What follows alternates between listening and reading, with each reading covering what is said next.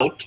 Um, and thank you for giving me this opportunity. I'm sorry that cannot be with you in person in what seems to be a very interesting few days of deliberations. And also, I should state that I'm not entirely sure whether what I'm going to say will be in sync with what has been discussed so far. I understand this is, discussing, among others, postmodernism and theoretical implications thereof. Um, just a second. Can I just ask somebody to switch on the AC, please? Just a second. Yes. So my paper, which is titled "The Work of Print in the Age of Digital Reproduction," of course, many of you will recognize the reference there to Walter Benjamin's famous essay, slightly altered for the title. And these reflections come from two perspectives. One from my own research, which is to do it is in the realm of print history, primarily colonial print history, but also 20th century print history, um, and perhaps its implication or its fate in the age of the digital world. Secondly, my second perspective is that as a publisher, you will know that I also look after Jadavpur University Press, which is in fact, I'm in the office of the press. You can see the office in the background. This is the publishing imprint of the university, a very small outfit, about 12 years old. And again, a very old fashioned publishing house in the sense that we work with scholarly work in the print medium at a time, and in an environment where there are really no university presses in India, as far as I know. I mean, it is an anomaly in that sense. But having worked as a publisher for the last dozen years or so, there are certain lessons, or I suppose there are certain things I've learned, which might also form part of this particular paper, but not very explicitly, I must say. Um, and I begin by situating this historical moment in what one might call the age of Chat GPT. Here, while we think about as we think about digital text and digital media and its role in our lives, we are suddenly overtaken by this new technology, seemingly new technology, where the author is in fact made irrelevant or is in the danger of being irrelevant. And of course, as you know, I'm not going to talk about artificial intelligence or Chat GPT here, but it has led to widespread. It, it surprises, terrifies, or delights us in turn. And the rise of AI and programs such as ChatGPT has led to widespread anxieties about the role of the author and the creators, and their relationship with the readers and with a wider interpretive community. By the way, you may have heard that the speeches have just begun. Can you hear me properly, or is that speech interfering with anyone? Am I audible, or is there an interference from the background? As of now, we can hear you. Okay, thank you. Now, this anxiety about print and about the work of print or the role of print or the function of print is not a new anxiety. This is an anxiety which has been going on for the last 50 years or even longer. When one thinks of, for instance, the Canadian scholar Marshall McLuhan in the 1960s and 70s, confidently forecasting the demise of the printed word, or the Gutenberg galaxy, as he put it, and he in a sense foresaw many of the key cultural turns that would take place in the late 20th and early 21st century, in talking about a global village, in talking about network communities. And from that time, it has been a kind of almost a cliche to talk about the imminent demise of the printed book. This has not happened. The internet has happened, the World Wide Web has happened, Kindle has happened, various kinds of or various modes of textual sharing across the internet has happened, but the printed book has not gone away. The print, in fact, if you look at industry figures, you will find that the printed book has become even more dominant in the sense that its volume of trade has increased over the last few years. But does it perform a same function? Is the work of print still the same? And that is one of the questions I am trying to ask. Print survives, but what function does it perform? Does it perform the same functions as it did in the past? And I'm not suggesting that I have answers to all of this. I'm merely suggesting that these are questions which need some kind of reckoning for especially those of us who still work in print and who still believe in print. And I'm not saying this as a kind of a Luddite response. I don't. I'm not saying this saying that print should exist at the cost of the digital world, but the fact that print should and will exist. Now, in order to understand the work of print or the function of print, let us also make a few definitions clear. When I use the word book and the book and print, I'm using two different categories. These are often used interchangeably. The printed book or the book often is used loosely, as we do in everyday life, to talk about the printed book. But but more strictly speaking, the book and print are not the same thing. The printed book is one, or the codex form of the book, that is to say, the bound printed form of the book, is one, though the most dominant of the many technologies which make the book possible. So technologies and materials ranging from papyrus to parchment to palm leaf to pelt to paper to the e-book reader, these are all technologies or materials which support the book. And some of the forms of the book are perhaps unrecognizable to us today.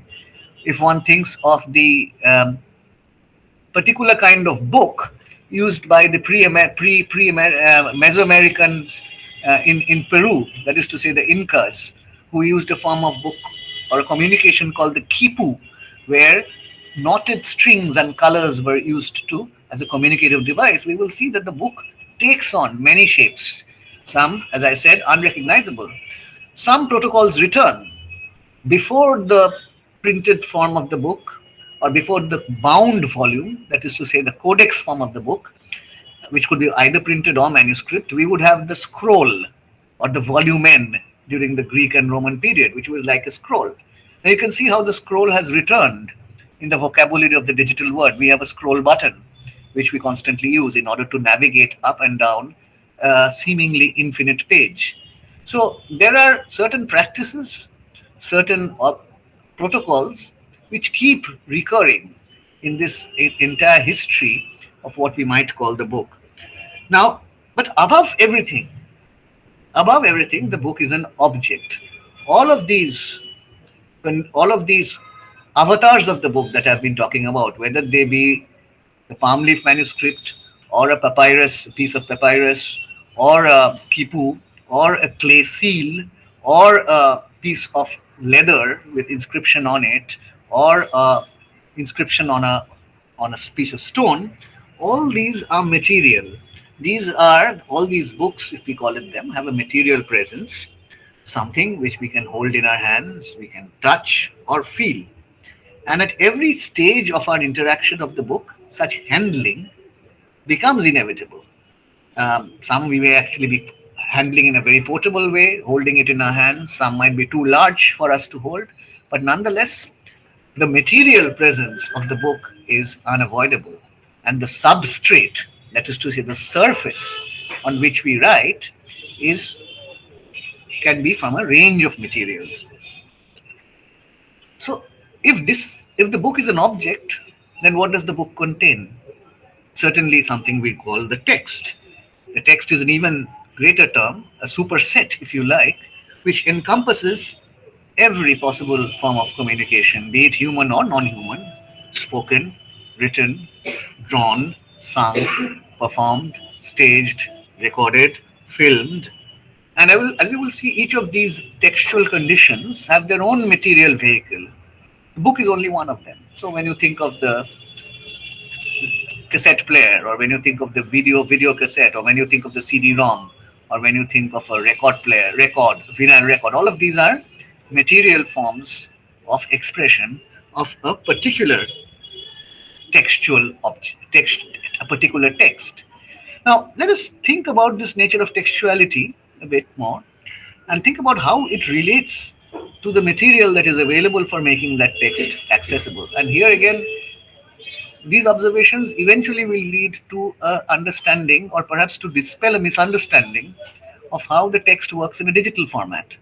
That is something which is so ubiquitous all around us that we perhaps do not stop to think about this relationship, the material relationship of the text with its medium.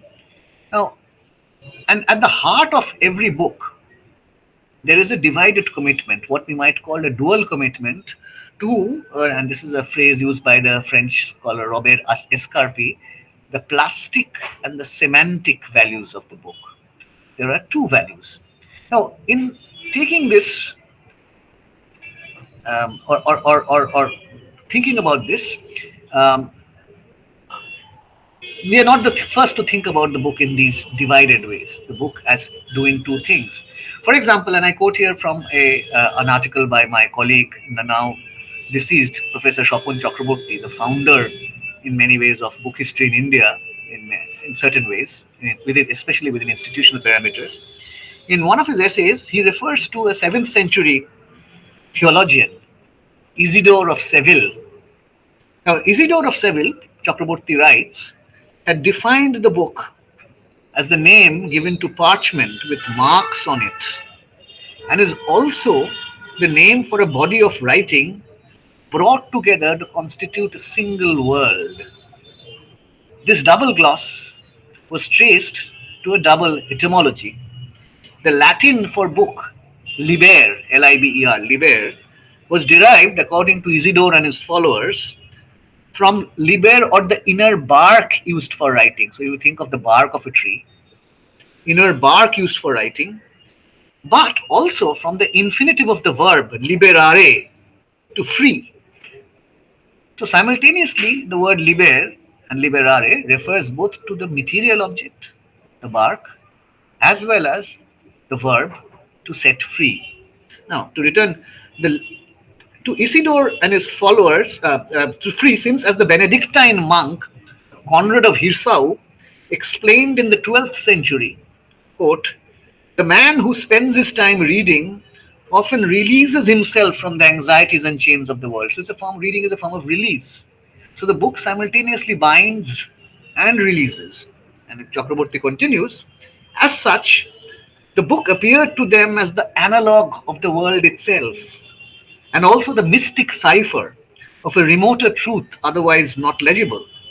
Certain books, such as the Gospels, the Sibylline texts, and Virgil's works, were invested with non-semantic mysteries. I'm going to talk about that a little later. And even the visual forms of the letters had secrets to tell.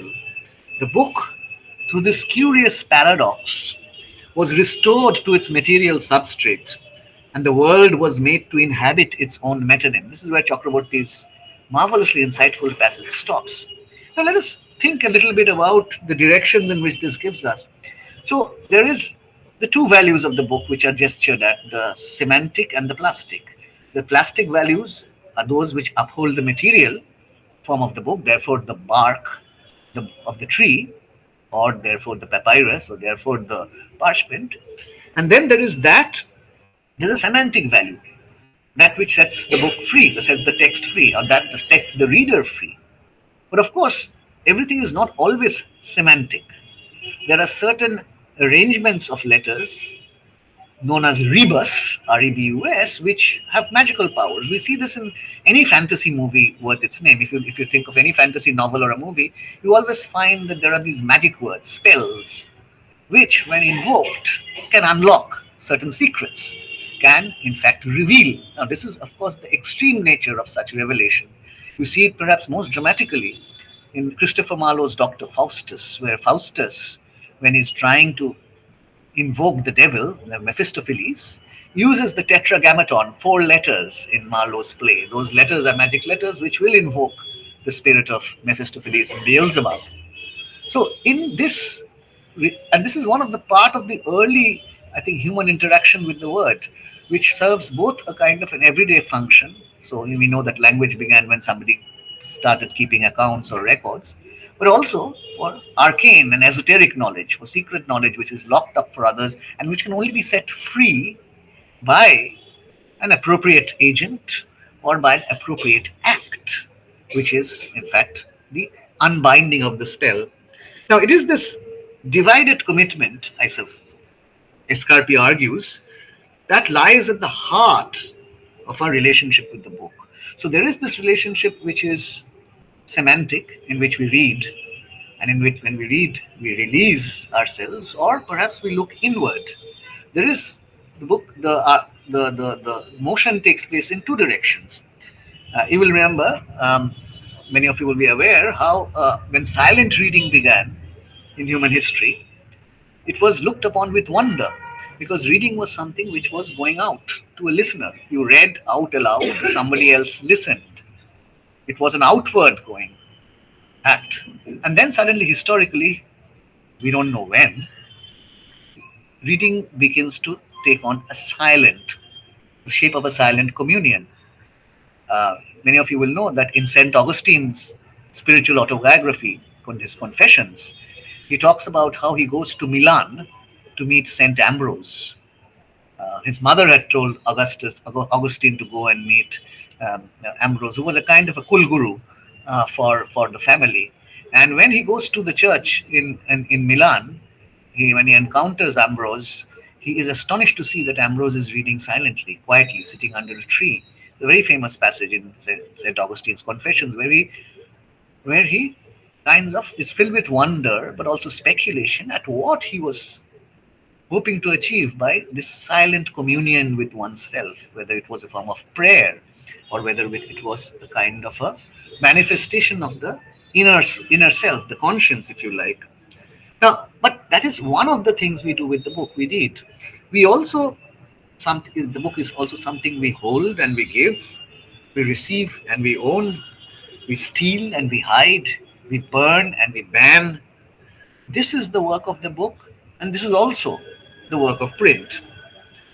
Now, this is not to say that other forms of the book, the non-print or pre-print forms of the book, did not work in similar ways.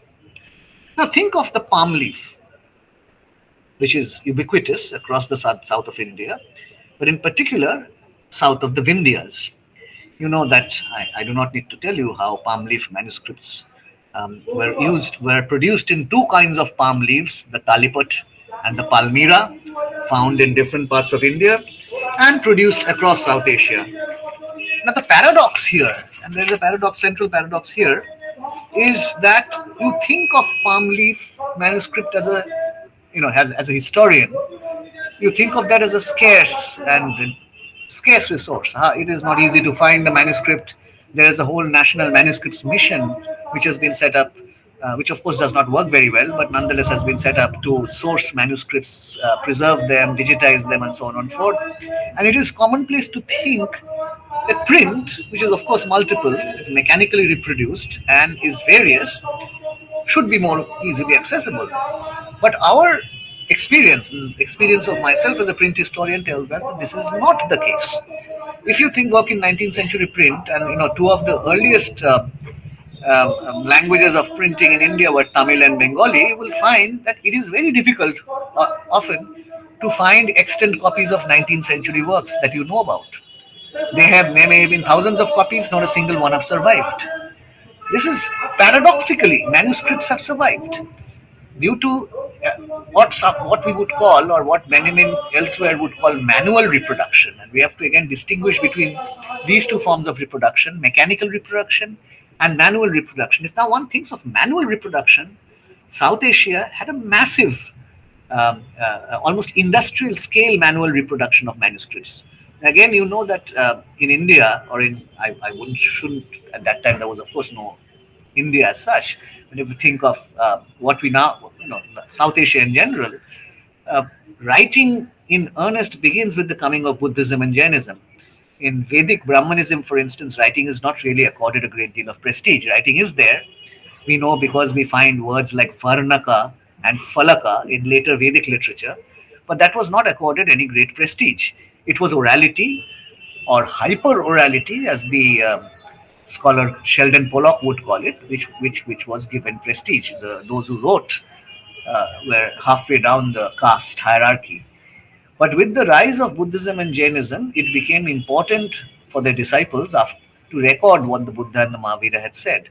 And thus, as you know, and this is of course a very broad generalization, there was the need to write down, and there's various monasteries and nunneries, and the monks and nuns there all became producers of these scriptures. They wrote, but of course, the question then is, and we have to ask this question: what did they write on? What did they write with?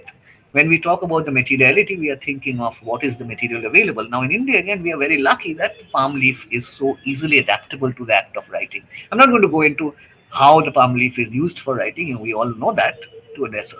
And what if there are no palm trees?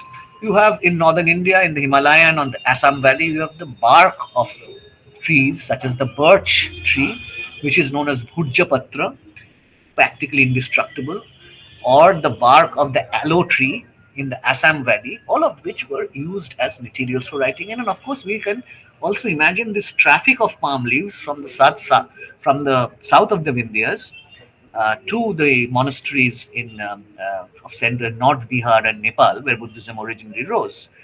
Now, contrast this easy availability of material with Europe. In Europe, paper had not yet arrived. And in fact, if you are talking about the second millennium, when paper had been invented in the Arab world, Europe had still not learnt about paper. It was still struggling with parchment. And parchment, as you know, is a scarce resource. It is animal skin. And of course, this is not something that you can just pluck off the top of a tree, as you can do with palm leaf. If you have a palm tree, you have material for textual production, which is why there was many scholars have argued that there was an industrial scale production of manuscripts across India, and these, of course, were dispensable. People carried them away. You see these standard school textbook pictures of Fa Hien and Huan Sang, the two Chinese travelers who came to India. They're they're invariably portrayed with carrying away manuscripts. But of course, there may be an error that they're rolled manuscripts, so your palm leaf is not rolled. But nonetheless, you see them carrying this backpack of manuscripts, which meant that there is this surplus of both manuscripts as well as scribal labor, which makes this kind of manuscript production possible, and which also perhaps explains the somewhat cavalier attitude we have towards conservation in South Asia. We are not very good at conserving, we all know that. But that was because the material for the book, the palm leaf, was so easily available. You could rewrite it, you could copy it, you did not need to pay a great deal. Now, contrast this with Europe. Now, there are many contrasts which can happen. But you can see parchment, which, as I said, is a scarce resource. Vellum, which is the more expensive form of parchment, is even more scarce. And once you make a book out of that, you cannot just give it away. You have to keep it literally chained. So the chained books of the medieval period or the early modern period, which has become a kind of, if you see Game of Thrones, for example, you will find this great library called the Citadel, where all the books are chained.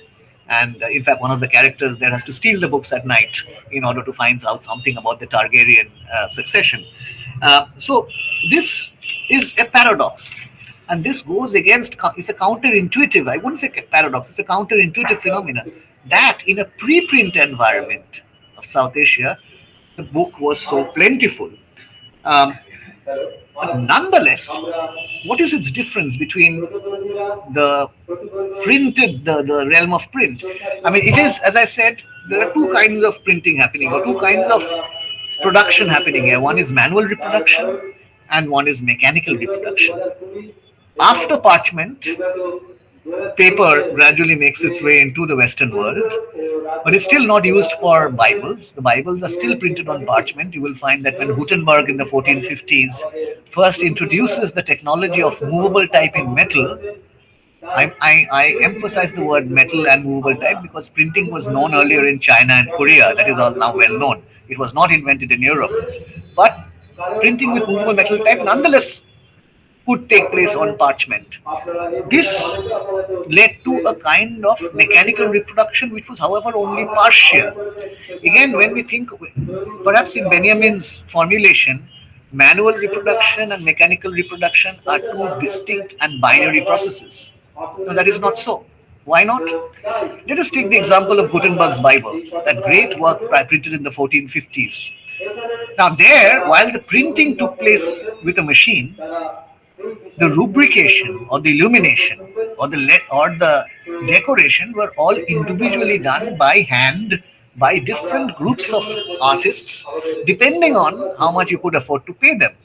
So any two copies of the Gutenberg Bible will be different, not in their printed or mechanical reproducibility, but in the kind of rubrication which is added to them.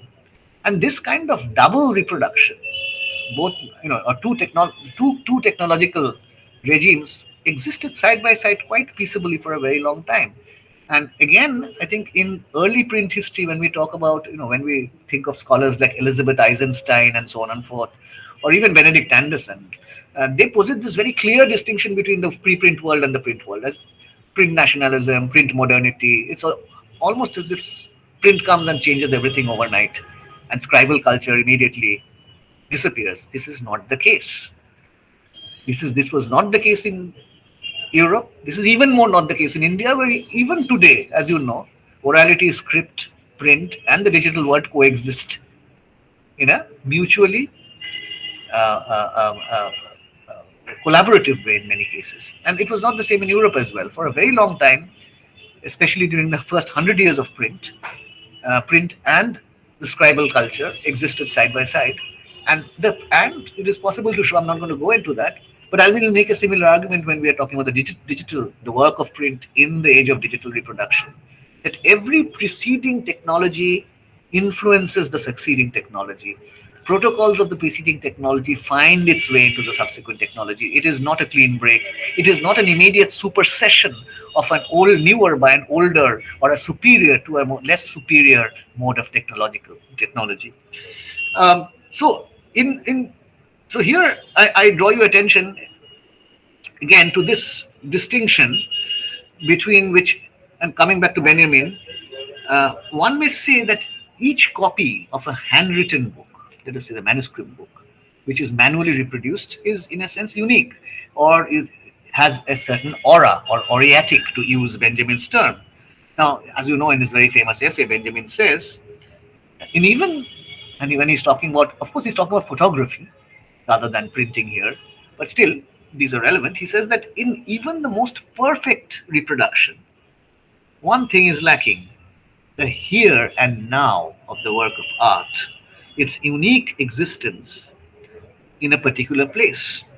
It is this unique existence and nothing else that bears the mark of the history to which the work has been subject. The here and now of the original underlies the concept of its authenticity. Now we know that this is well established, well known. But the other statement that he makes is more interesting, and I think requires a bit more probing. He says that the technological reproduction is more independent of the original than is manual reproduction. Technological reproduction more independent of the original than manual reproduction. Why? Because technological reproduction can place the copy of the original in situations which the original itself cannot attain. So the original is in one place, of course, it cannot travel, it is not portable. When you print a certain work, when you make it mechanically reproducible, you can place it in different situations. It can be carried, it can be trafficked, it can be smuggled, it can be sold, it can be bought, it can be, anyway, multiple things like that. But you see, I also think that Benjamin's comments apply more specifically perhaps to the Latinate or the European, where you have this image of the book literally being chained to the shelves.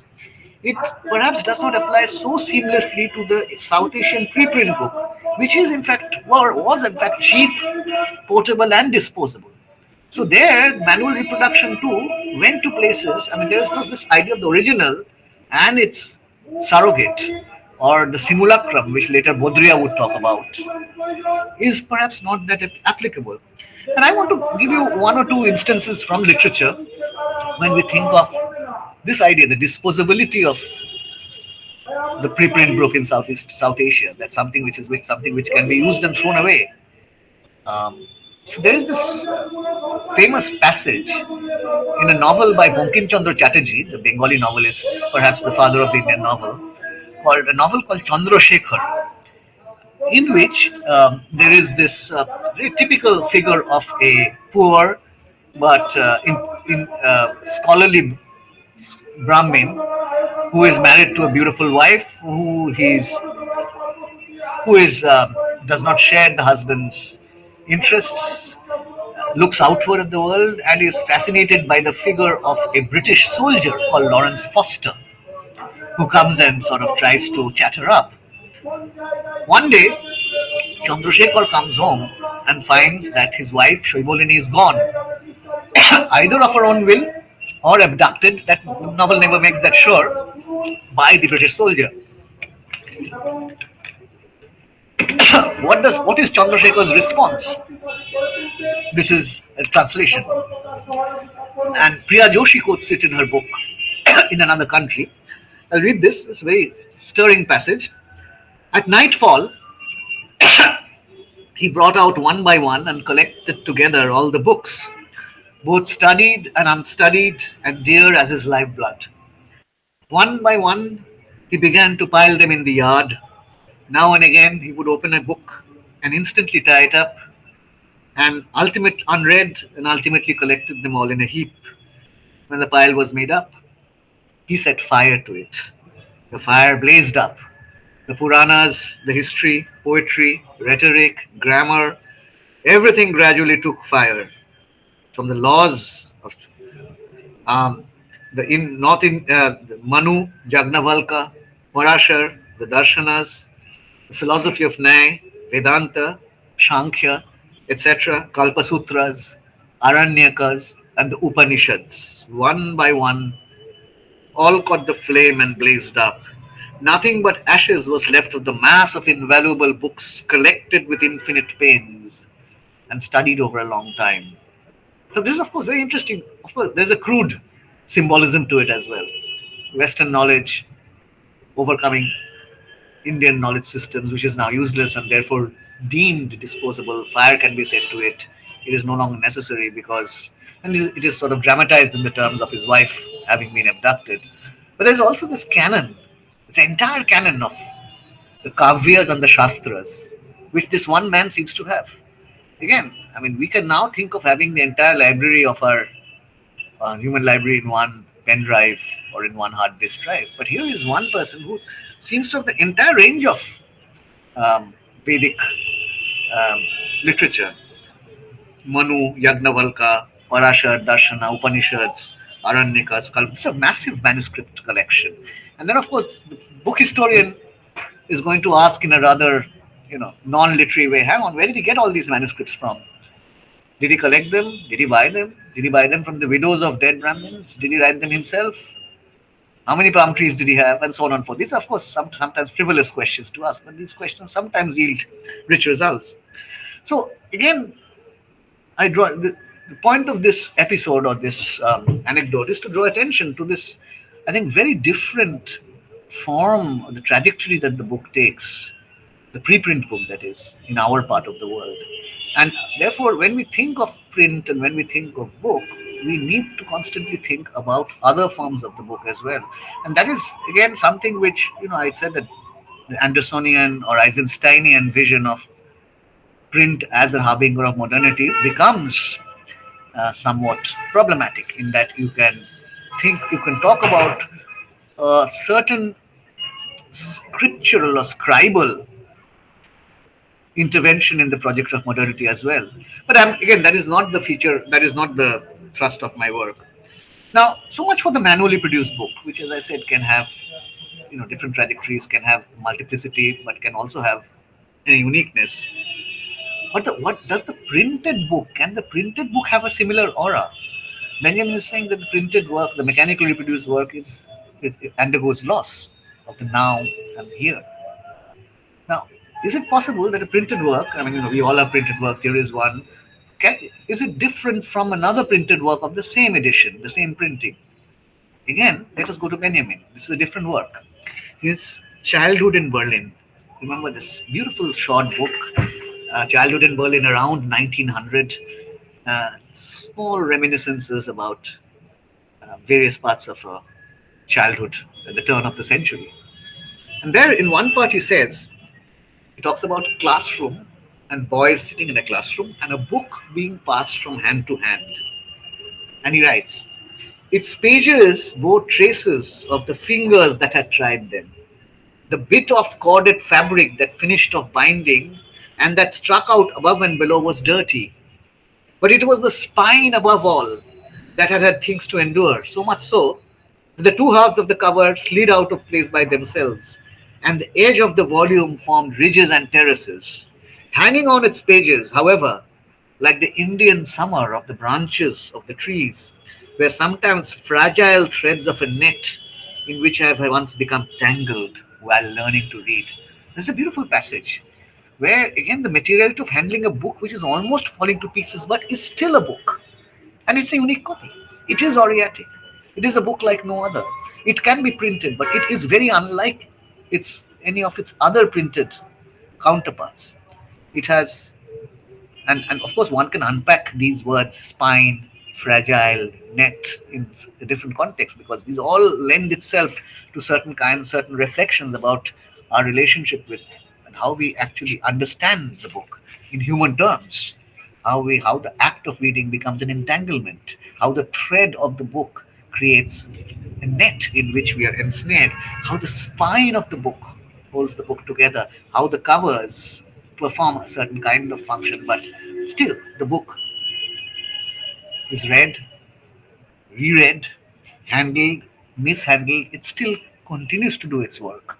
The printed book, passed and for as it is passed from hand to hand, it becomes more and more Oriatic. It becomes one or more unique, and one can therefore reprint Benjamin's definition here. It is this unique existence and nothing else that bears the mark of the history to which the work has been subject.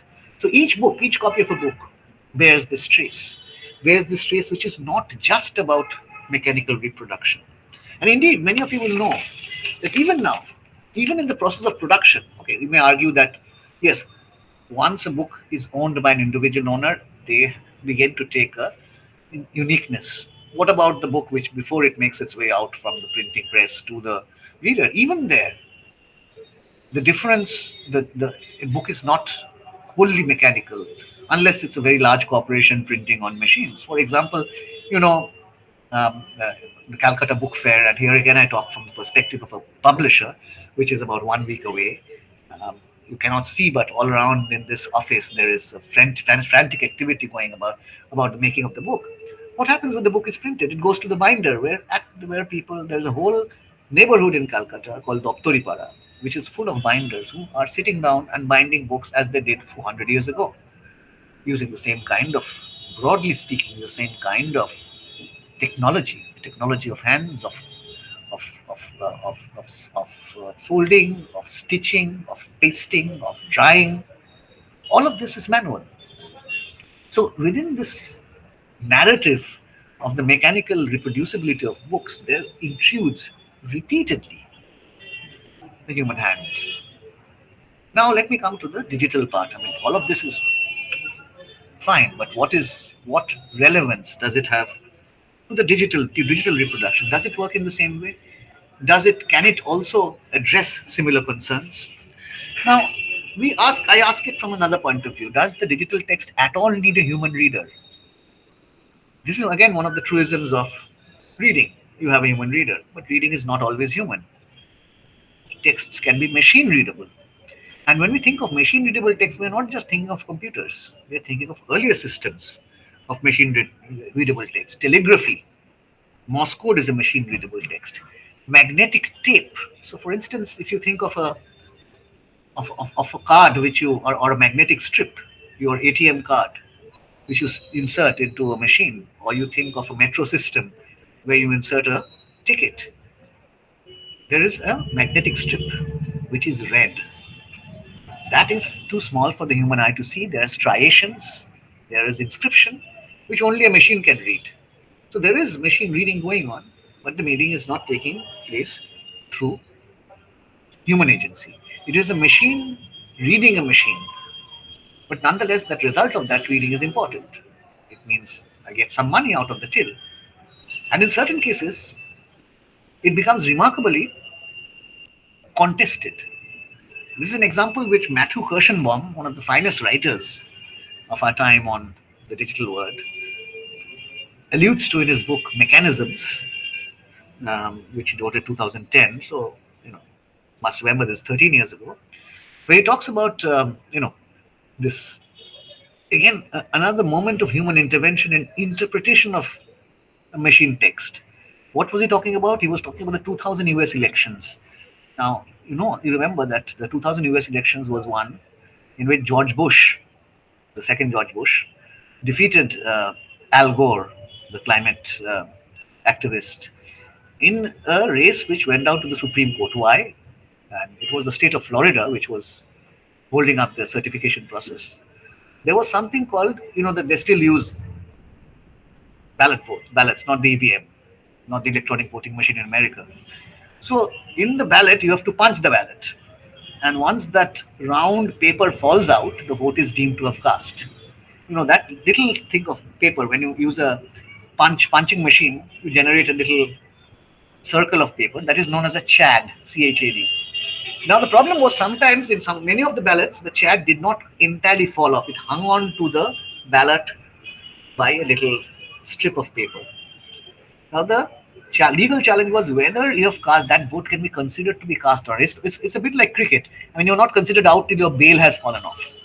But here, the intention was clear that the person had voted or for such and such candidate, but that round CHAD had not quite fallen off and was therefore deemed as an invalid vote. This held up the US presidency for 1 month, where people, if you Google hanging CHAD, you will find that entire controversy. And Bush actually won on that technicality.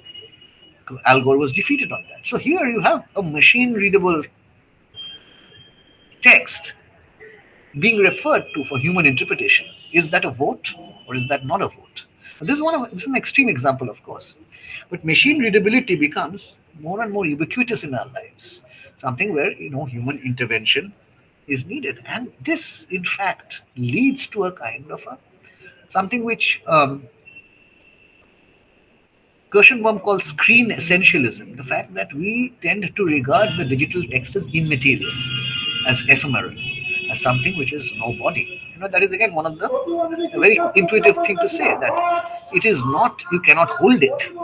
You can hold your Kindle in your hand, but you have this idea that a electronic text is the result of a flow of electrons. It is taking place behind a screen, which cannot be seen, cannot be tasted, cannot be felt. Of course, it can be seen. The play of electrons can be seen. When we type, we are typing in a binary code, 0 and 1. We are not typing as we are typing in a typewriter. We are not actually seeing the typewriter key produce that particular letter. There's an invisible process, an invisible sea of binary code on which our text floats, a secondary layer of textuality which is invisible to us. Now, is this a non-material world? Is this different from other forms of the book because it is non-material? And this is a myth, according to Kirschenbaum, which he is keen to dispense. So one of the things he says, and I'm going to read a bit from here, is the idea of the mechanism. His book itself is called A Mechanism. He gives an example. This is 2010 again, remember, so it's slightly dated. He talks about a lock, the world's smallest combination lock. It's a system developed by a lab in America. It is part of a category of machines called MEMS, microelectric mechanical machines. Very small. This particular machine consisted of 6 interlocking gear wheels, about 300 microns in diameter. Now, if you think of the human hair, it's about 100 microns. So this is 300 microns, very, very small. It was conceived as an alternative to software firewalls. We constantly think about firewalls, security, computer security, which you might take for granted. Some of you will know that one of the greatest libraries in the world, the British Library, has been out of commission for the last 3 months due to a cyber attack. They're still not online. So anyway, is there an option to Software firewall, can there be a physical mechanism? That was what in 2010 they were trying to do. A device which was to guard against software based attacks. It is a recodable locking device, actual physical assemblage like a 19th century gear and wheel mechanism, ready to be embedded on a microchip, and it's a lock like a combination lock with 1 million potential combinations. One wrong word, one we entered, the code words instantly lock and must be manually reset.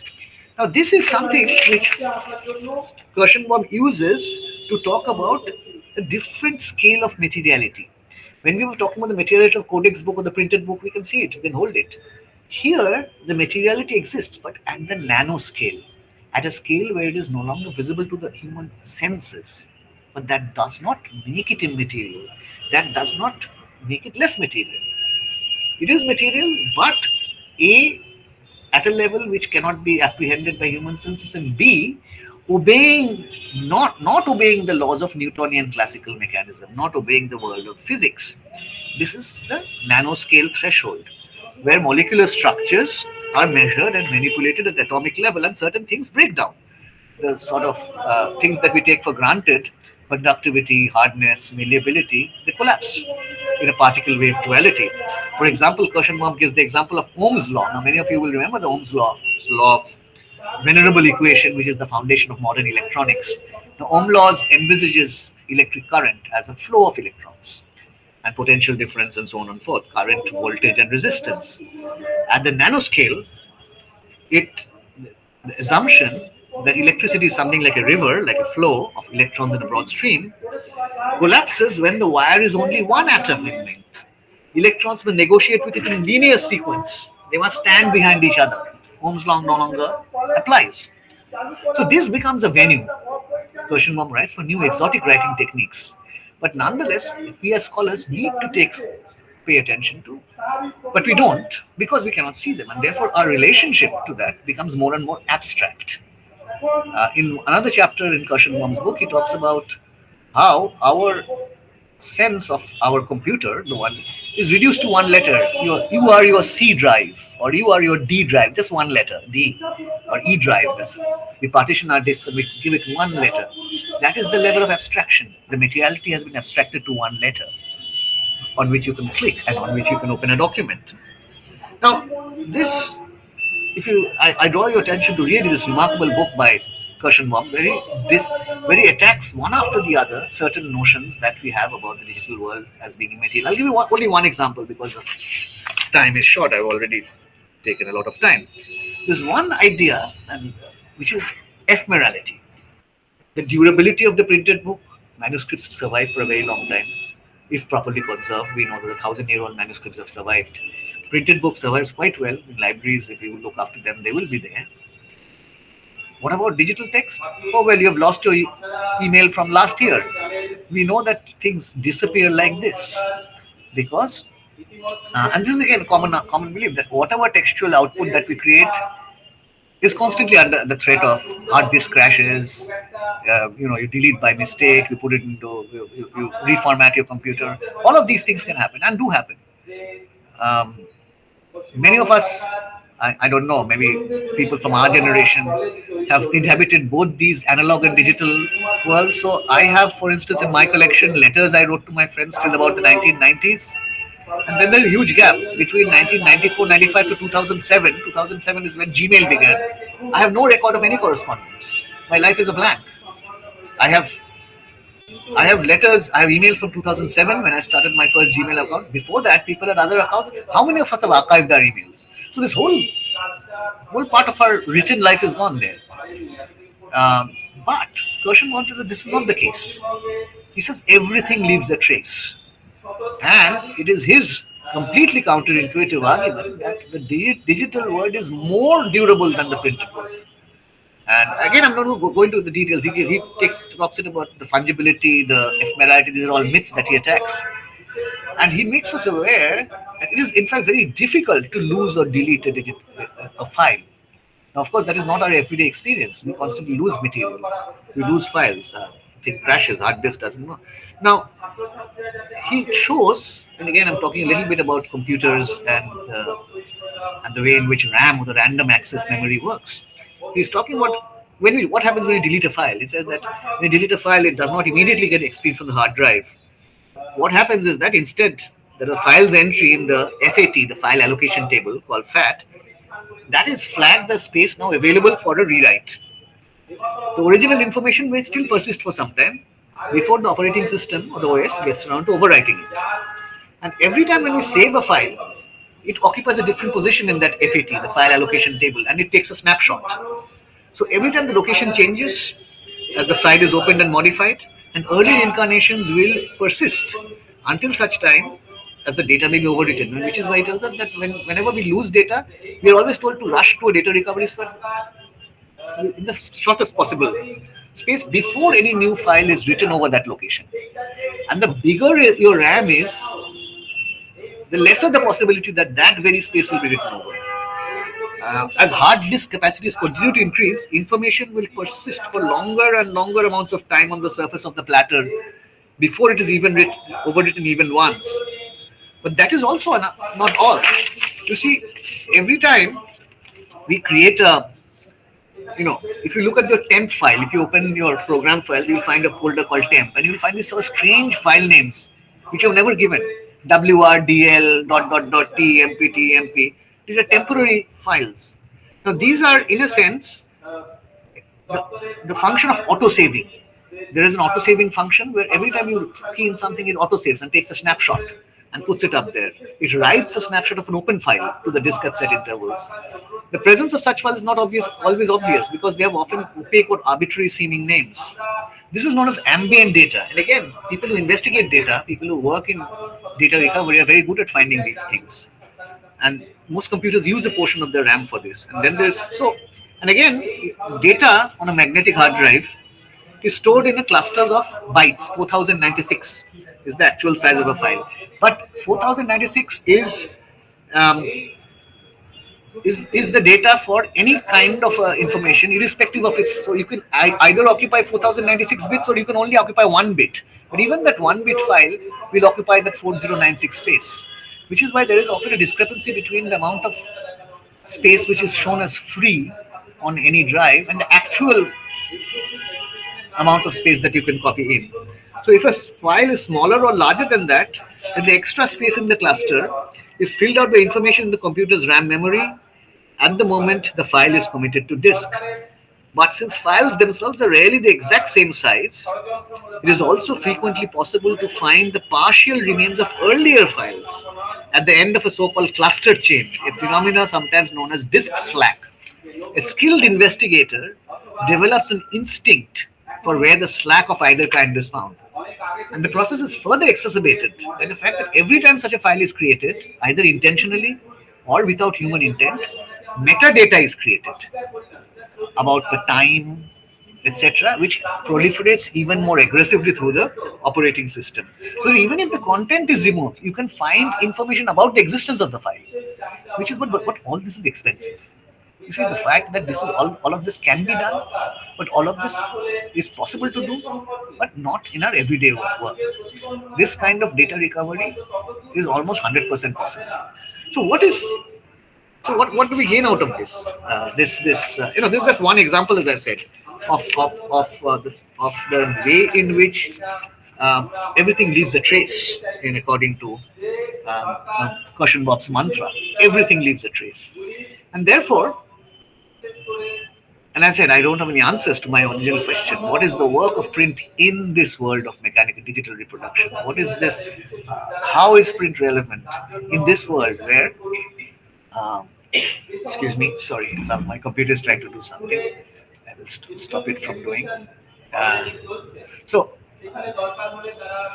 this, I think what it alerts us, what I've been trying to point towards or gesture towards is that even in this environment, print has to continue to carry out its work through both mechanical and manual reproductions, and is both copy and original. The history of print and its interaction with other technologies, and similarly the history of digital world and its interaction with print, alerts us against the perils of technological determinism and shows that no technology completely supersedes the other.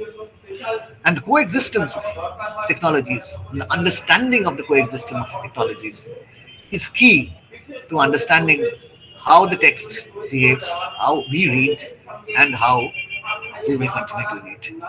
Thank you for your patience and thank you for listening to these very disjointed reflections.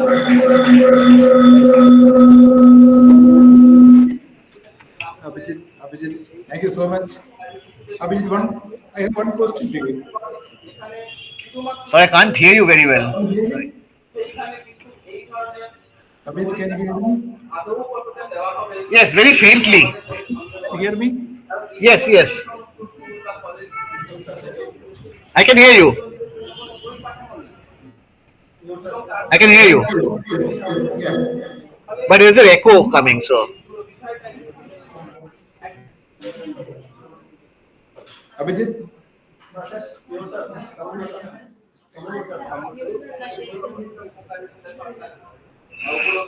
Abhijit, hello. Yes, yes, hello.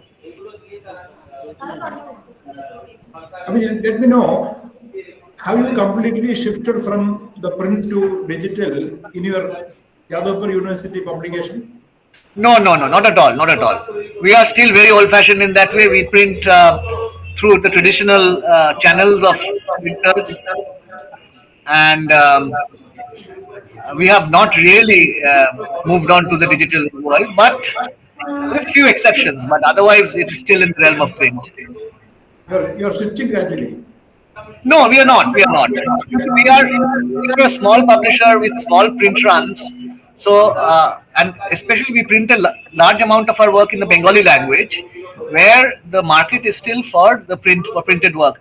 You see, it is not as though there are no electronic editions for Bengali works, but it is limited by the lack of good software, particularly OCR or optical character recognition software, and rendering on handheld devices. So it is not yet caught on in a big way, and the trade, that is to say, the relationship, the ecosystem of printers, distributors, and so on and forth, is still heavily uh, um, printed in nature or analog in nature. You have already written large volumes of print book history. Do you have any plan to write digital book history now? Could you type a question because I can't really hear very well? If somebody could type on the, that would perhaps be better because it's very difficult to. Because there's a lot of sound here. Because speakers are being made, I cannot hear very well. Abhi, do you have any plan to write any book history on print, not on digital media? প্রতিবন্ধীদের শিক্ষার দাবার সংস্কার দাবিতে প্রতিবন্ধী শিক্ষা সুরক্ষা মঞ্চ লড়ছে শিক্ষার দাবার সংস্কার দাবিতে প্রতিবন্ধী শিক্ষা সুরক্ষা মঞ্চ লড়ছে ধন্যবাদ প্রতিবন্ধী শিক্ষা সুরক্ষা মঞ্চের সদস্য মঞ্জুর কুমার রামকে আমরা শুনলাম। এরপরে আমি লাইভ পার্সন অ্যাসোসিয়েশনের সভাপতি সম্মানীয় সুমিতা রায় এবং তিনি প্রতিবন্ধী শিক্ষা সুরক্ষা মঞ্চের একজন সক্রিয় সদস্য। আমি ওনাকে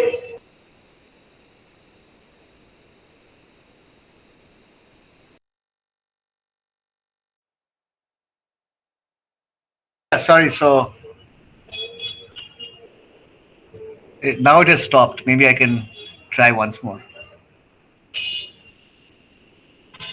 No, not yet. I don't think I'm qualified for that. Maybe somebody else will do that. I mean, not at this stage.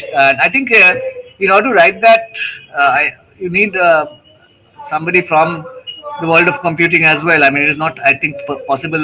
That kind of expertise which is necessary is not really something which I possess. So perhaps it could be written by maybe with someone, in collaboration with someone who is. Who can talk about the more technical aspects. That is not that in the case of print, it's still possible to write about the technicalities because the technology is not very difficult to write about. But at least I need to know more about computing. I know very little. So the answer right now is no. যে কি করে পরিচিত হতে পারে তা বলার অপেক্ষা রাখে না। আপনারা শুনলেন যে প্রতিবন্ধীদের মেন্টাল স্কুল খুলে দেওয়ার চেষ্টা করছে এবং Thank you for listening, and I hope it was not too much off the track. I mean, it did go back a bit far in time than the current period, but শিক্ষকের দরকার, সেখানে ৬ জন শিক্ষক দিয়ে কাজ করছে, সেখানে Narendrapur Ramakrishna mission অত বড় একটা প্রতিষ্ঠান তৈরি thank হতে you, পারে। thank you. সেই প্রতিষ্ঠানে ১৮ জনের পরিবর্তে মাত্র ৩ জন শিক্ষক দিয়ে এই প্রতিষ্ঠান চলছে। ফলে বুঝতেই পারছেন এত